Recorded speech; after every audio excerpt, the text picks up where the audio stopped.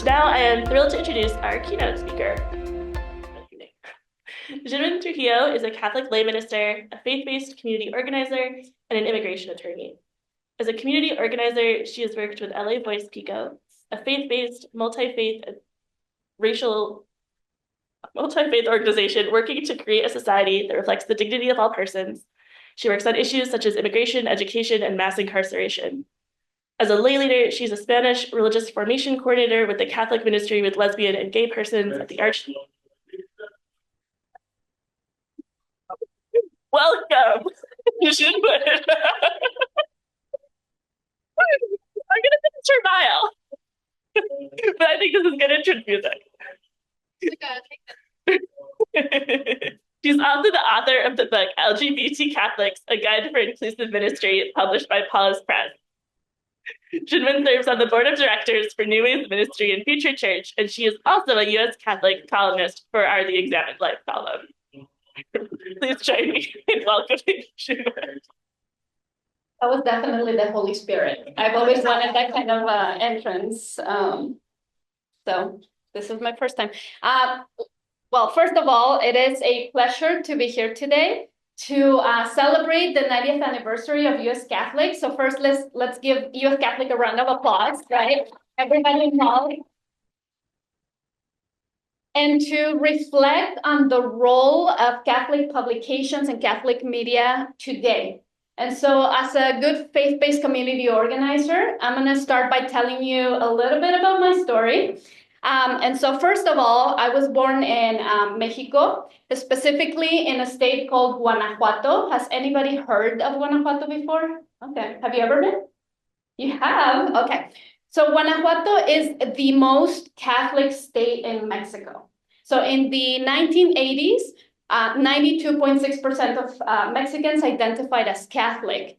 In Guanajuato, we had 99.2%. All right. And Mexico was the second most Catholic country in the world, second only to Brazil at the time. So Guanajuato was more Catholic than the second most Catholic country in the world.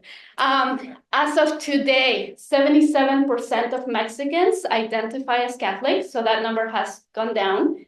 In Guanajuato, we're still at 96%. Now, I don't know if that's a good or bad thing, by the way, but let's hope it's a good thing. I was born in a very deeply Catholic family. The most Catholic person in my family was my grandmother. Actually, she was my great-grandmother, but my mom, she raised my mom, so we just call her Grandma. And Grandma had this huge Bible in the living room. I mean, it was huge. But Grandma didn't know how to read or write, right? She would sign her name with an X, which means that she relied on priests completely for biblical interpretation. And her view of the world was one where God was a punishing God and, very much focused on trying to avoid hell. This was not just her view. This theological view was very much mainstream at the time. And it is because of its role in the history of colonialism in Mexico, right, where indigenous peoples had to be labeled as evil in order for Catholicism to spread. And so this was very, very common. Now, for all the right reasons, my mom actually decided in the 1990s to start identifying a little bit more as a nun, not N-U-N, but N-O-N-E, as a non-religious person, which was not common at the time, right? That means that my sister and I were actually raised we were still Catholic, right? But we were raised with a variety of religious belief and exposed to alternate views of the world. And so our spirituality focused a lot on kindness to self, to animals, to nature, but also on physical, mental, and spiritual discipline. We still prayed the rosary with my grandma whenever we went to see her at 8 p.m. And we did wake her up in the middle of it most of the time.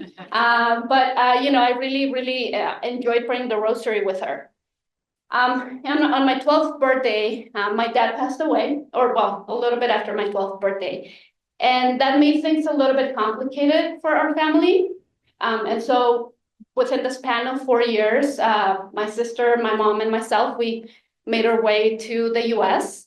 If the term had existed at the time, and if I had been from a different country, I would have been what is now called or known as an unaccompanied minor, right? When I came to the U.S. And so about a year after I came to the U.S., I fell in love, and I fell in love with the girl from high school. And so my mom, she wanted to do the right thing, and she didn't know what that was. And so at that point, she thought about, okay, what is the one place where we have all the answers? So she sent me to a spiritual retreat, a Catholic spiritual retreat, right? Hoping that I would find those answers. And I didn't think I would like the retreat, but I actually loved it. And I loved it because it was a retreat organized by a group of young adults in Spanish, all of them immigrants. So they had a spirituality that was very much centered in the Jesus of the gospel.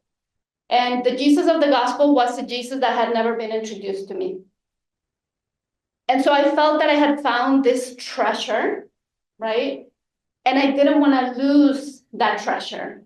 And so while this group of young adults, they were all very loving and caring, I did hear some rhetoric from some of the guest speakers that made me believe if you are a gay person, right? And I had just come out to my mom the first time. If you're a gay person, you don't have a place here. And so I had to struggle between choosing whether I wanted to stay in this new community or whether I wanted to be out. And so what I decided was that I needed time to find the answers, right, that I was looking for. So I went back into the closet for 10 years. When I tell my story, I usually skip this part, and I usually say, I went back into the closet for 10 years.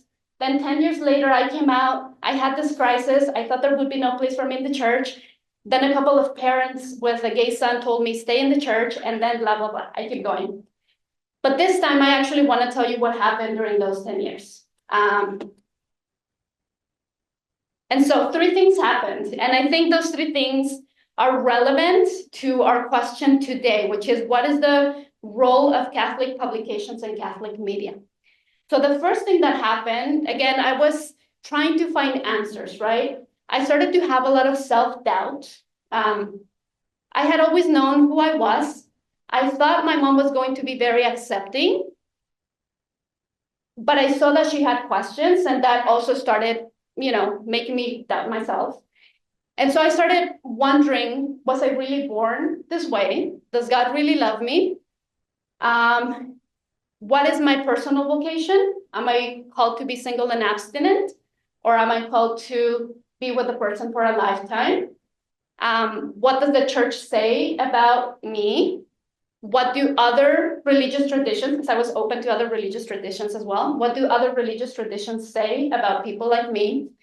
And most importantly, what is God saying in my heart, right?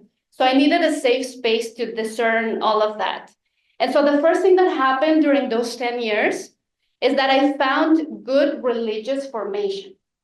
So I met this guy, his name is Alberto. He was the director of Pastoral Juvenil, Young Adult Ministry in Spanish in the LA Archdiocese. He was the director at the time. And he had been fighting to have a religious formation program that was holistic and intersectional. So it went beyond the questions of religion, right? So I'll give you an example. The curriculum had 20 classes. One of those classes was professional vocation.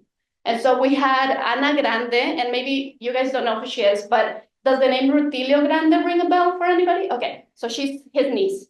So we had Ana Grande teach us a class on professional vocation, specifically focused on undocumented students. How can you pursue a higher education, right? What are some tools? What are some laws that apply in California? So while that might not sound very religious, it was part of this holistic formation program. We also had another class on, investment and finances. I still haven't invested any money, but, but I know how to do it if I ever want to. And we had a class on myths and realities of Islam. which was taught by the Los Angeles Latino Association, Muslim Association. And we had a class on myths and realities of homosexuality, which was taught by a couple of parents, Martha and Javier Plasencia, who had a gay son, and they had started a support group at their parish. So this is something that I was exposed to at the very beginning of that 10-year period that really helped me gain some security in who I am, even though I still remained in the closet for a while. But to me, this was extremely, extremely important. I believe young people have a lot of questions, and so do older people. And people are no longer okay with half answers, which is why a lot of people leave the church.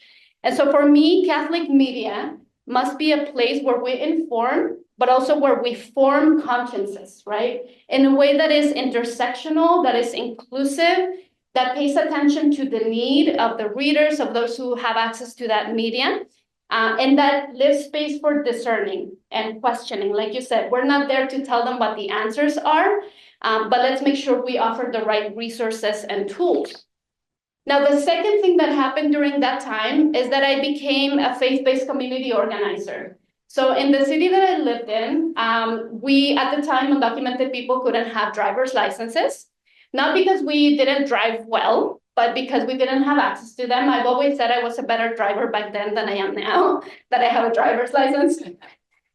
I am a good driver still, but back then I was a lot more careful. And so back then we couldn't have driver's licenses. And so there were a few cities around the parish that would have these checkpoints every weekend.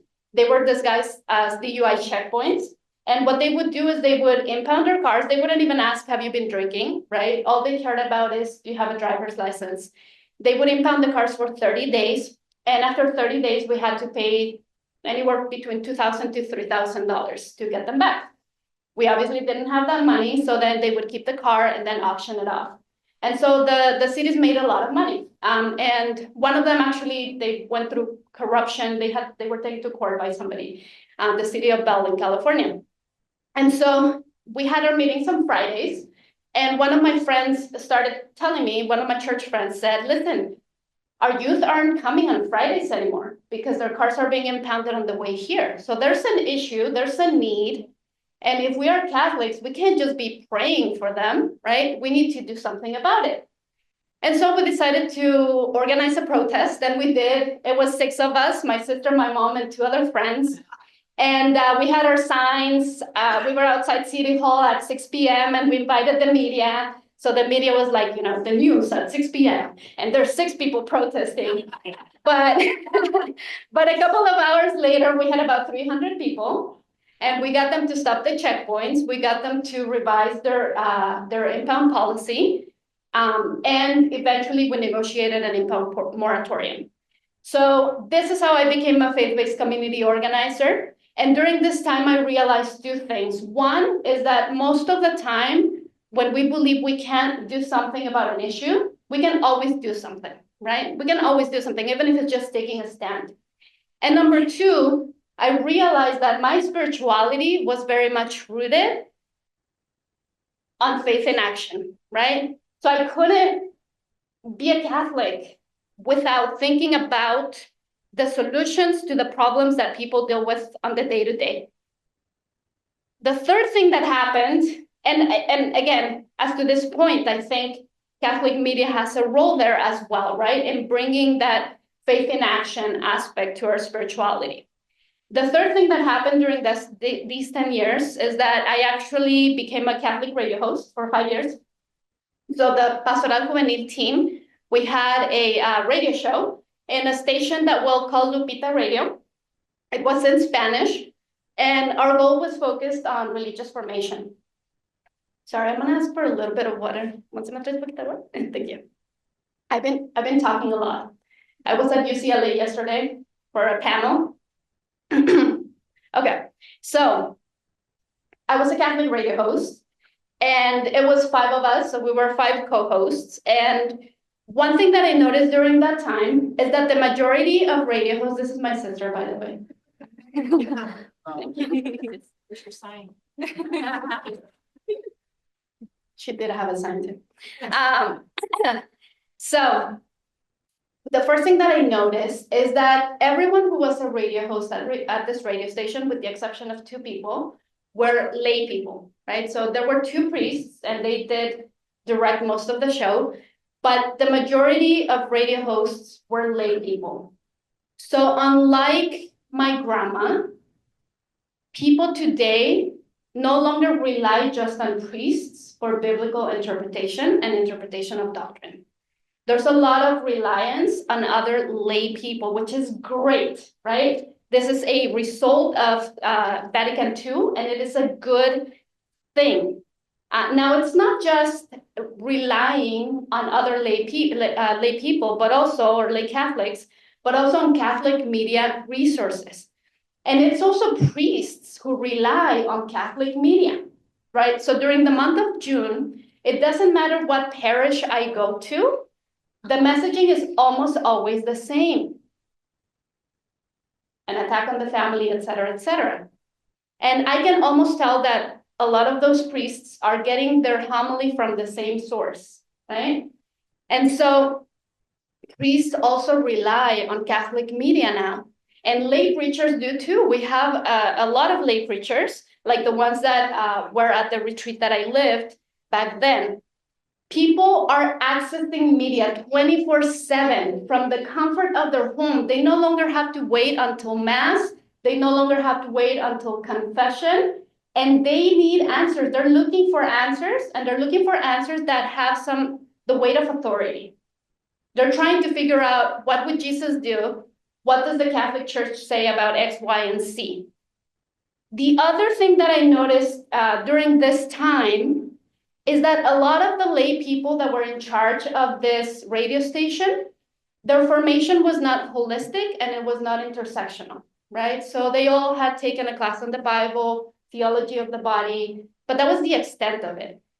And so what would happen is, when people who had questions would call to ask those questions, and they were complex questions, they would give these pre-formulated one-sentence answers, right? Love the sinner, hate the sin. God created Adam and Eve and not Adam and Steve. Jesus chose only male as disciples. We can't change doctrine to fit culture, etc. And these answers were designed to be the final word, to stop dialogue on its tracks, and to be the absolute truth. And so I started asking myself at the time, none of these one phrase answers are in the Bible. Nor are they in the catechism. So how did they become the absolute truth? Does anybody know? Because I still don't know. How did they become the absolute truth? People didn't have access to good resources. It doesn't mean there weren't good resources. US Catholic has been around for 90 years, right? But perhaps, I don't know, the USCCB was promoting different resources. I do not know. Maybe you know. Third observation during this time, the messaging and the marketing of some of this media was focused on culture wars. Whenever we would have our fundraisers, we called it the Crusades. And we were talking about how we're under attack and we must defend the church, all of the above. And so even 15 years ago, white Christian nationalism had already made its way into our media. Not every media, right? We have some beacons of hope like US Catholic. But how did that happen? I believe what was happening 15 years ago has led us to where we are today. And so I'm going to share something that I wasn't going to share, but I'm going to share it just because. On my way here, well, I'll share something else first. Last year was the first year that I was able to go back to Mexico after 22 years. And so the question is, how can undocumented people be undocumented for that long? Like, aren't you supposed to, follow the rules and then everything will be fixed? And so we have undocumented people who have been in the US for 30, 40 years, who have contributed billions of dollars to the system, and who right now are being hunted down. I work for an immigrant rights nonprofit. And so on my way here, I got a message of a raid at a garment center in LA.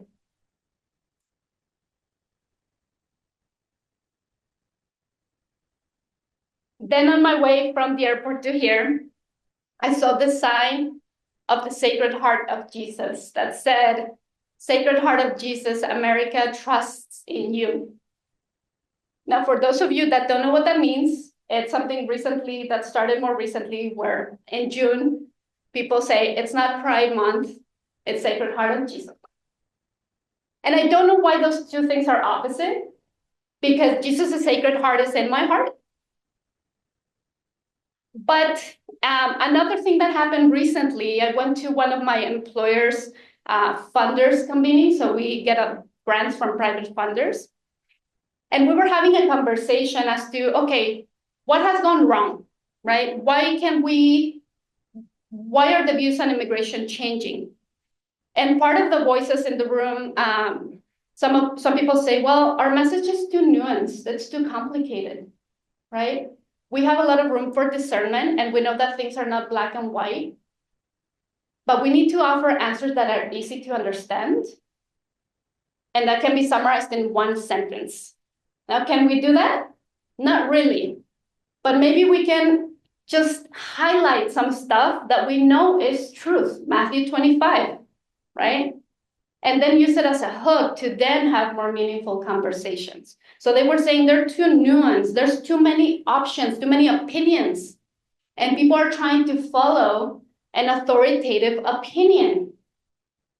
And they went from authoritative to authoritarian, right? And so we need to be able to explain our message in ways that are simple, offering answers that have the authority of the gospel. So it's not just about bringing information that is intersectional, but also translating it into a message that is easy to understand, and most importantly, that brings an alternate vision. Because what's happening right now is the world is being shaken to its core, and people are holding on to a vision that they've been holding on for 15, 20, 30 years. And sometimes all they need is someone to offer an alternate vision that has the weight of the gospel.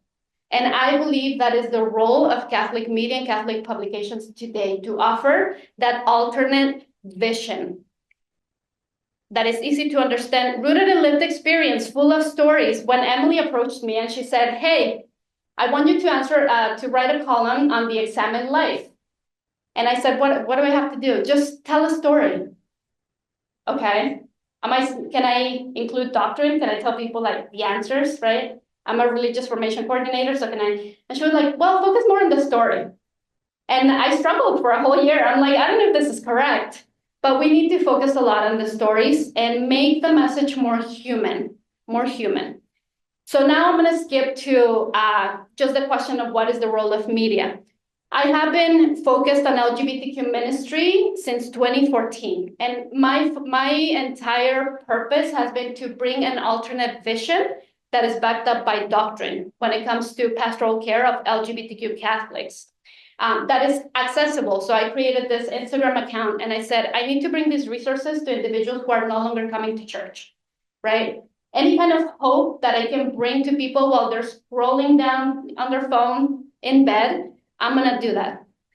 Now, I believe that Pope Francis also did that. He was bringing an alternate vision, right? He was allowing people to dream. He was captivating people's imagination and making them believe that a church that was closer to the gospel was possible. He reignited hope.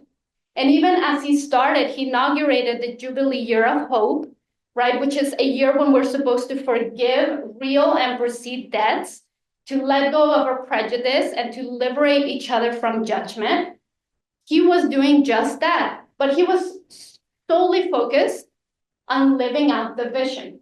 He was less focused on supporting that with doctrine. Now, it doesn't mean that what he was doing wasn't supported by doctrine. It was completely supported. He just wanted to live out the vision, to model it for us. But we now have a new pope. I can't remember what city he's from. Minnesota? What city is he from? It's okay, you can clap. You can be happy that he's from Chicago. Okay, yeah. He is also giving us a lot of hope and expectation. And just in the name that he picked, I'm extremely happy because before Pope Francis, Pope Leo XIII was my favorite pope, right? The father of Catholic social teaching. And what Pope Leo XIII did was he asked himself, okay, there's a lot of new issues, right? Industrial revolution, whatever else, that people might not find the answers in the Bible because they didn't exist at the time that the books of the Bible were written by men. And so, how can, by men specifically, so inspired by the Holy Spirit. So, how can we make sure that we come up with these guiding principles that we can subtract from the gospel to apply to new issues? And he built that bridge. And so my hope is that Pope Leo XIV will do the same, that he will again highlight those guiding principles to apply them to new issues of today. Whenever I talk about LGBTQ ministry, I ask people, what is the first principle that applies to LGBTQ Catholics? And you guys, of course, know this. So what is the first principle of church doctrine that applies to LGBTQ Catholics? Dignity. Yes, dignity of the human person, right? But a lot of people don't know this, right? A lot of people don't know Catholic social teaching. So my hope is that Pope Leo XIV will bring that message and will build those bridges. But what he will do, and I think what he intends to do, is to focus more on doctrine and then support those reforms that Pope Francis had already started with doctrine, right? And so I'm very hopeful. But at the same time, I would like to encourage everyone here today to not wait for Pope Leo XIV to do that, right? We can't rely just on one person. One of the greatest gifts of Vatican II is to know that we are the church. And US Catholic has done a wonderful job of making sure that we're part of that growth and that development and that offering those resources necessary. And I think we need to continue what Pope Francis started, speaking perhaps with a little bit more authority. Again, calling out people when they're not feeding the hungry and clothing the naked and welcoming the stranger. And I think we need to be a little bit more unapologetic about it. And so I'm gonna not sing, but I'm gonna read a song to you that I think is the message that I'm trying to bring to this place in terms of the role of Catholic media today and Catholic publications. It is a song by Los Guaraguao. They're a Venezuelan band from the 1970s.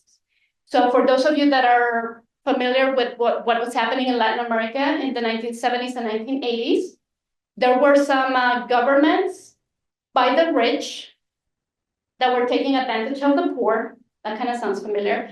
That were a little bit authoritarian. And at the time, the church in general was a little bit afraid to challenge them, although there were some individuals who did, because there was this fear of being labeled communist. And so Los Guaraguao wrote this song, which is a critique of government, but it is also a critique of those within the church that failed to, or that were failing to be a little bit more unapologetic. And so it goes something like this. It's called Christ at the Service of Whom? And it goes, Christ at the service of whom? Ask James the worker, ask James the worker, at the service of a few who took him prisoner, disguising him with luxuries, knowing that he belongs to the people. They have him locked away in palaces of concrete, with marble floors, with wooden ceilings, temples that look nothing like the houses of my people, houses of tin and cardboard, broken roofs, dirt floors. Latin America, 1970s Latin America.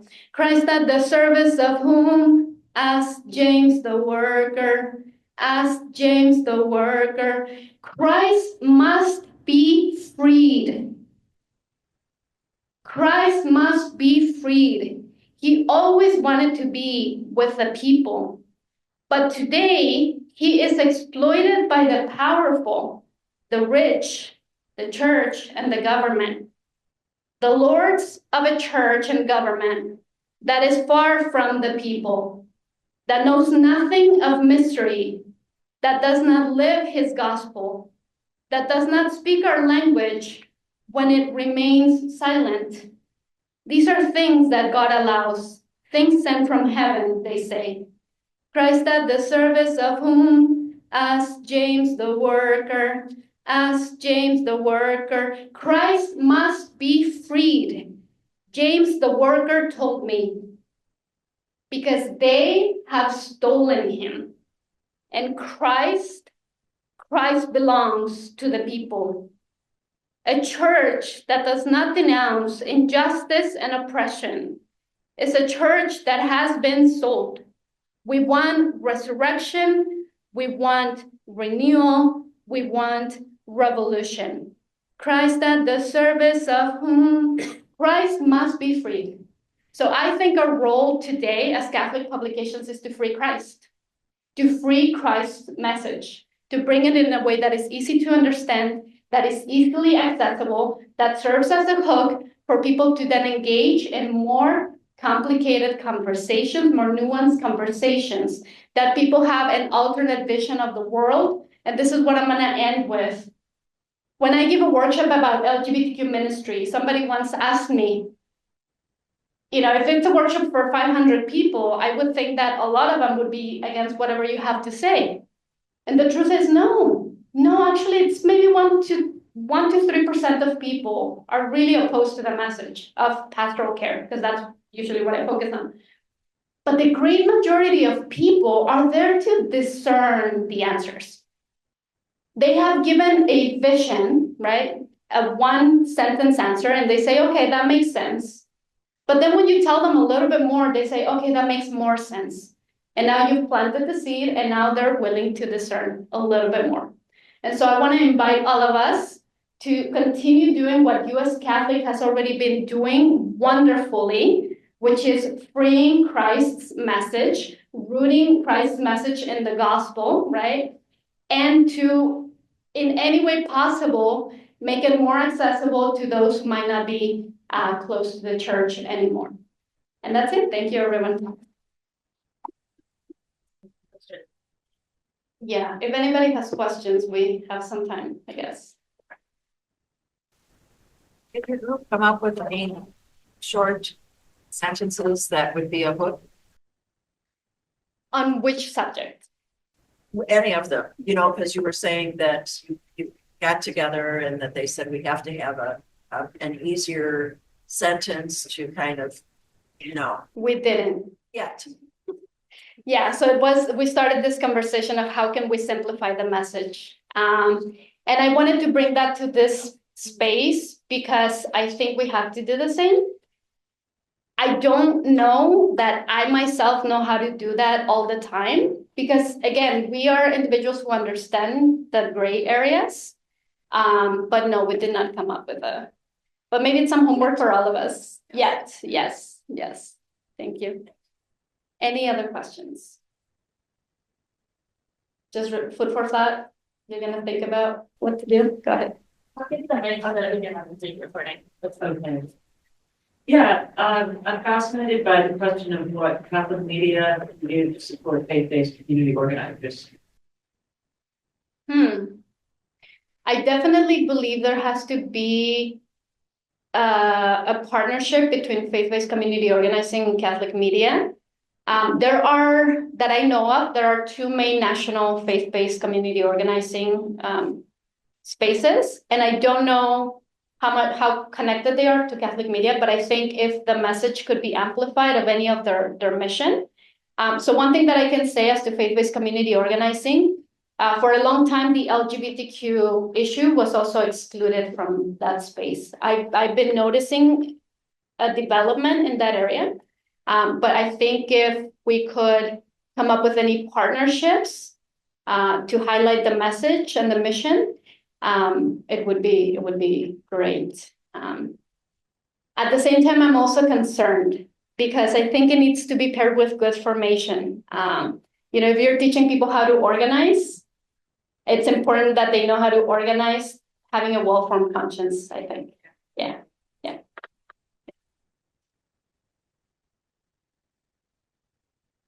Anything else?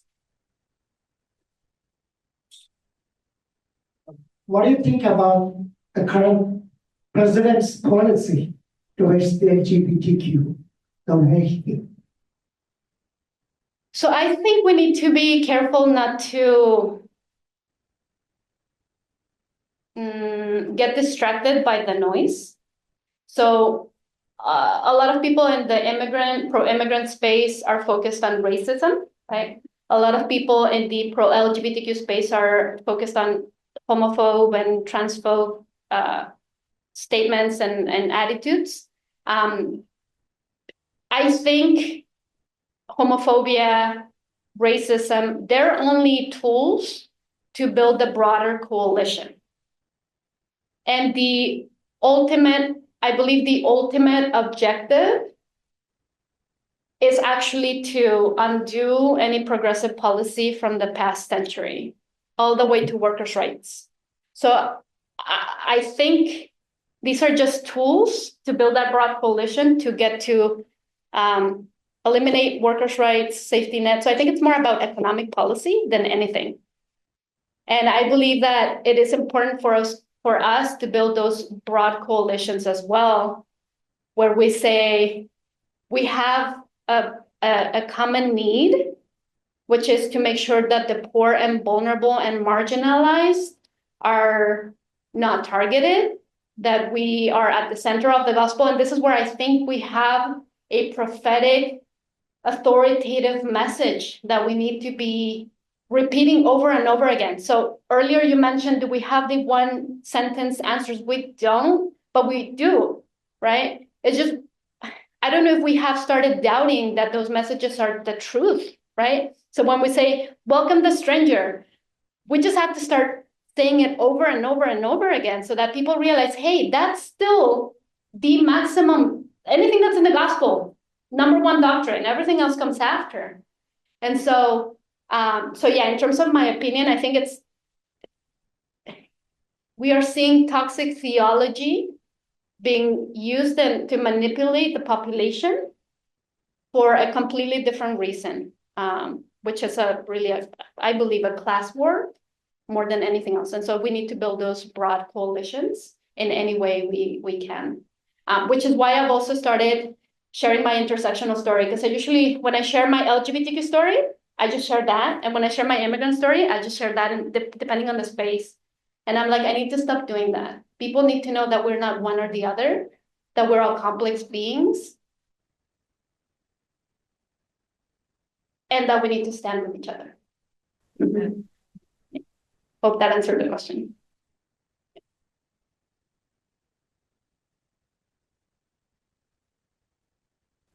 You look familiar. Already. Already, yes. You guys served on a few panels in New York with Rich Martin. But I just want to state the obvious in its observation, how important it is communities of color to also represent the LGBTQ plus community, because for a long time, the voices were not from communities of color. And just seeing you here makes me proud to hear. I mean, we've been on several panels, but to see you here, and we're both now in Los Angeles, which is funny, but to see you here now in Chicago and to speak, I think that in Los Angeles, we have much more access to this, and so it becomes very normative, whereas even in Chicago, sometimes not as normative, and then when you start moving into some other geographic locations. So it's just an observation, and thank you for taking the time to be here, for losing part of your voice from the work you do. And I think that you've always impressed me, and you impressed me because of your commitment to both your profession and to your church. Thank you. Thank you. Whenever there's been during the synods, there were mentions of developments in the LGBTQ arena in the church, and there's always been this question of what about opposition from countries like Mexico and Africa, right? So making sure that white majority countries are not trying to colonialize, right? Or this is coming from the West. So there's this messaging that any developments pro-LGBTQ are really a form of colonization from the West. And so what I'm trying to make sure we lift up is the fact that no, queer people have existed in Mexico and in every other country and place in the world forever and ever and ever. But yeah, our LGBTQ ministry spaces tend to be more white, and I still don't know why. But hopefully, that will evolve. Yeah, thank you. So that you get on the Zoom recording. Not so much a question as just something that was kind of motivated by what we were talking about and a frustration I was having recently, reading some of what's being written on immigrant issues in faith-based and primarily Catholic media.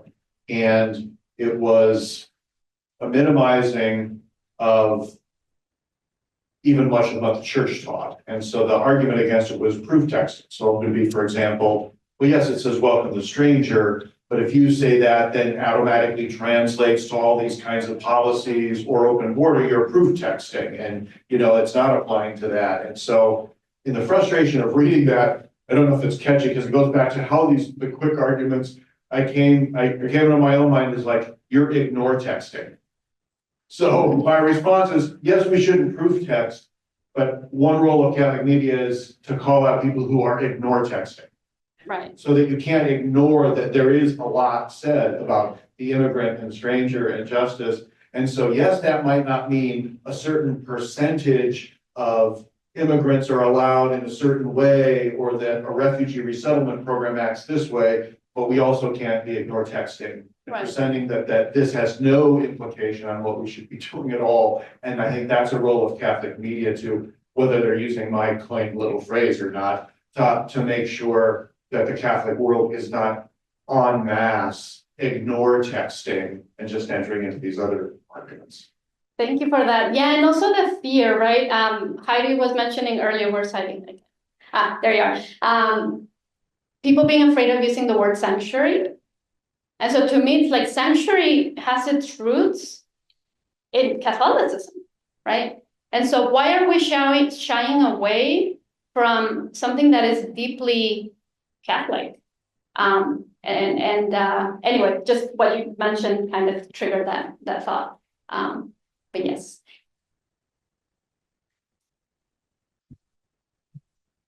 I just want to say thank you. As I was listening to you, there's this word that kept coming to me, alternative. Alternative. There is a paradigm that can emerge, or it's emerging right there. And then when you kept going about freeing Jesus, I think that was the opening statements of Pope Francis.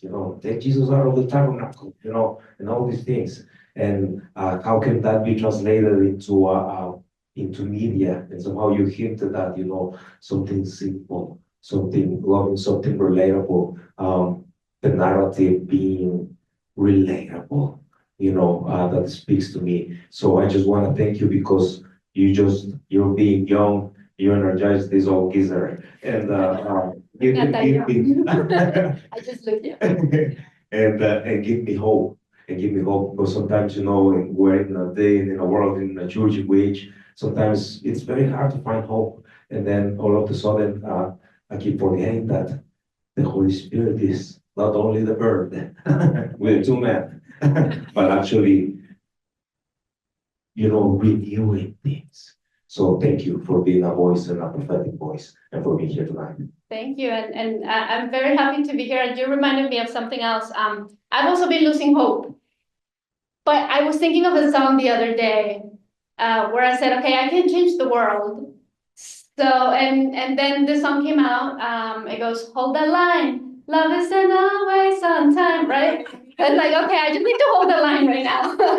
But then yesterday we had a meeting with the director of the California Civil Rights Department at UCLA, and I can say everything he said, but one thing that he said that I really liked was, this isn't we usually say it's not a race, it's a marathon, right?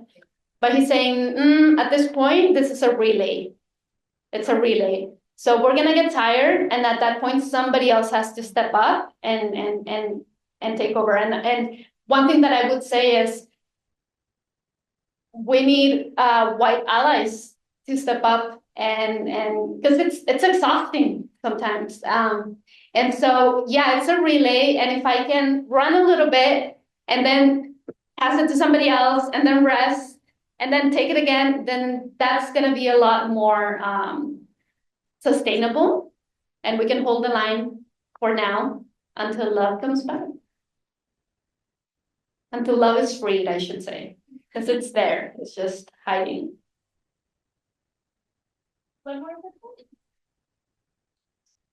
Hi, so first of all, really loved your talk. You're an absolutely electric speaker, which, you know, your job, you don't need to tell, you don't need me to tell you that. I'm a young queer cradle Catholic. I was raised Catholic, and I've been noticing lately a lot of like a really regressive strain of theology among young Catholics, especially converts, especially young men. And I was wondering if you had any any thoughts on that. I actually stopped attending Catholic services at my university because I was so uncomfortable with like how people talked about the queer folks and about other issues as well. And so I guess I was wondering what your thoughts might be on that issue. I've been noticing that too. So the very loving friends that I found, you know, a while ago, they're still my friends. They've always been, even after I came out and I told them, listen, my vocation is to be with a person for a lifetime, and I'm hoping there's still a space of pastoral care within the church. They've still been my friends, but I've also noticed that kind of regression and in younger people as well. And again, I think it's because people are looking for answers, and young people, we're trying to do the right thing. That's what I did when I went back into the closet. I want to do the right thing. And if Catholicism said that the right thing is X, Y, and Z, that's what I want to do. Which is why it's important to then bring the alternate vision, which is, listen, these are some other principles of doctrine we haven't talked about, right? Let's talk about dignity of the human person. What does that mean? And so it is very frustrating to be in those spaces. And that's why my entire focus in ministry, and the reason why the book is called LGBTQ Catholics, A Guide to Inclusive Ministry, is in teaching people how to be their own grassroots faith-based community organizers and to start their own ministries in their parish, right? Because we need those spaces that are inclusive and welcoming to everybody. And in LA, we have a few that are, you know, few and far between, but we need more. And so while I might not have an answer to your question, what I would say is I'm also lamenting the loss of a lot of male friends. And I don't know if I have the answer, but yeah, just bringing out an alternate vision and what it means to be, you know, masculinity as well, and creating those safe spaces for people to explore alternate visions. Yeah. And thank you for that. Hearing you speak gives me a lot of hope for future community developments. So thank you. Thank you. Thank you so much.